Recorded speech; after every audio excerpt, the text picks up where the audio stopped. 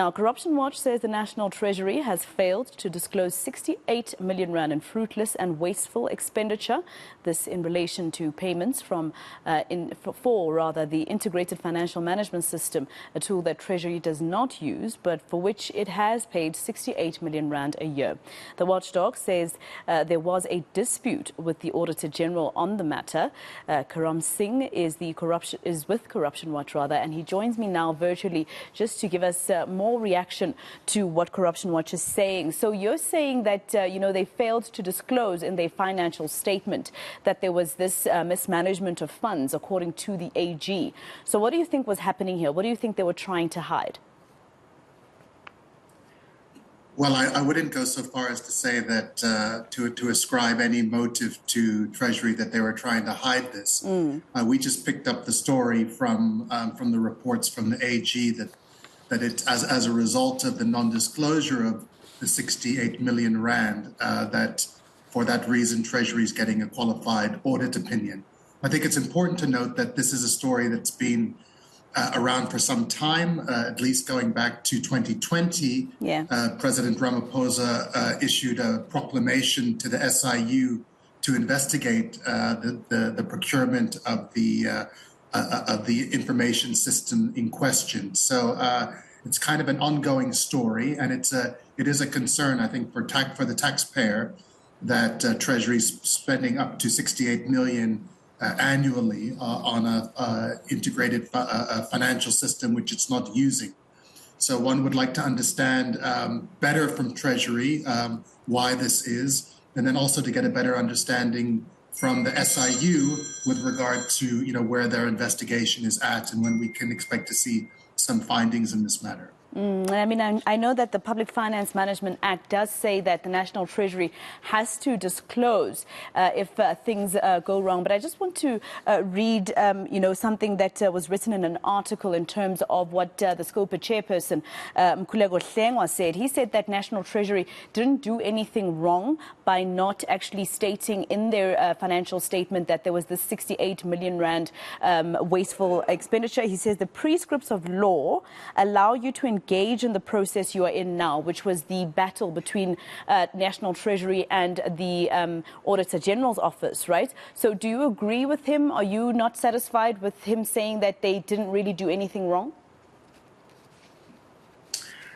I think that's true. I don't know that they have done anything wrong. The fact that Treasury gets a qualified audit opinion as a result of this should be something of concern. We know that public entities across the public sector, from local government to provincial government to national departments, get a qualified, and irregular audit findings against them.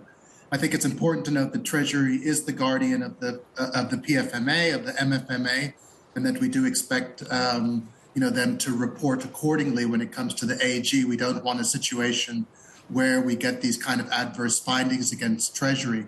But it does beg the question around the procurement of this integrated financial system, a story which has been going on for over a decade, with potentially hundreds of millions in irregular expenditure in a context where Treasury is not using the system, where presumably Treasury needs an integrated financial system to be able to effectively execute its oversight function and its monitoring role.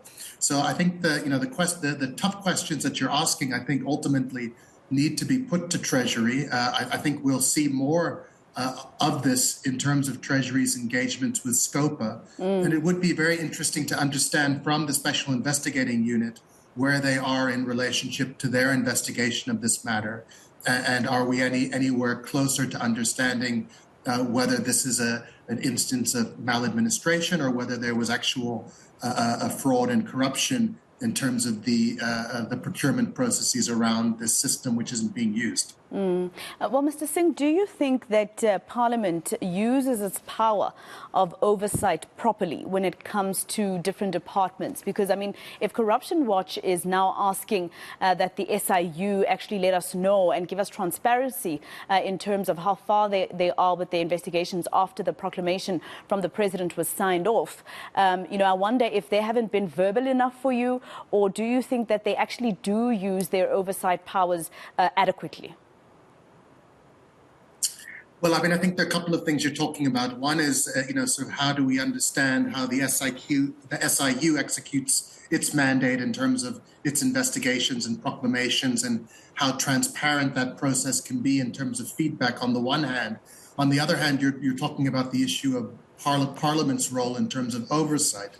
We know from the findings of the Zondo Commission that Parliament has been negligent in its role in providing comprehensive oversight, particularly over state-owned enterprises and other key departments of state. I think SCOPA probably is the one parliamentary committee that has retained somewhat high standards in terms of its oversight function, and then they have been particularly active both in terms of their engagements with National Treasury and in terms of follow-ups in terms of the findings and recommendations that emanate from SIU reports. So there are lots of outstanding proclamations out there, lots of investigations which are ongoing, some which have been completed, for which we haven't received adequate feedback from the public.